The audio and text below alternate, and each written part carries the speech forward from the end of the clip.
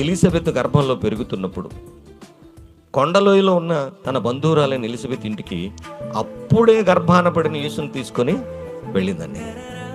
అప్పుడే గర్భాన పడిన యేసుని తీసుకొని వెళ్ళింది. వందనం చెప్పగానే గర్భంలోని శిశువు ఎవరు? మరియమ్మ గారి వందన వచనం స్వీకరించగానే ఎలిజబెత్ గారి గర్భంలో పెరుగుతున్న బిడ్డ ఎవరు? యోహాను గారు. గట్టి చెప్పండమ్మా, నాకు చెవులు వినవట్లేదు సరిగాని. కాబట్టి యోహాను గారు పెరుగుతున్నప్పుడు అండి, సాక్షాత్తు ఈ లోకానికి సర్వ జగద్రక్షకుడైన యేసు స్వామిని మోస్తూ మరియమ్మ గారు అక్కడికి వెళ్ళినప్పుడు ఈమె వందన వచనం చెప్పింది. ఎవరికి? ఎలిజబెత్కి. ఆ వందన వచనం వినగానేనటండి గర్భములోని శిశువు ఏం చేశాడట? గంతులేశాడు. ఈరోజు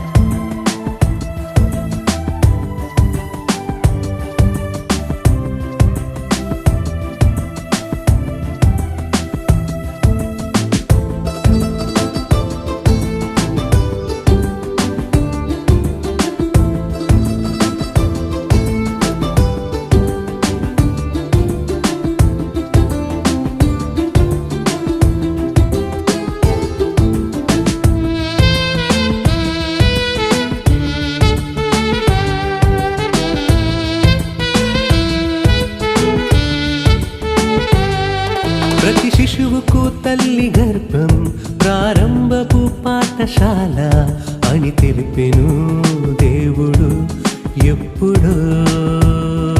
యోహాను తల్లి గర్భమందు మరియ వందనం వినగానే గంతులేసెను గర్భంలో. అప్పుడే గర్భంలోనే గుర్తించిన దేవుని కుమారుడు యేసు కంటే ముందుగా వచ్చినాడితడు. గర్భంలోనే గుర్తించిన దేవుని కుమారుడు యేసు కంటే ముందుగా వచ్చినాడితడు. లోకంతో పని ఎందుకు తనకు, దేవుని పనులే ముఖ్యం తనకు. క్రీస్తు సువార్తను స్థిరపరచుటకు పరలోకం కొరకు.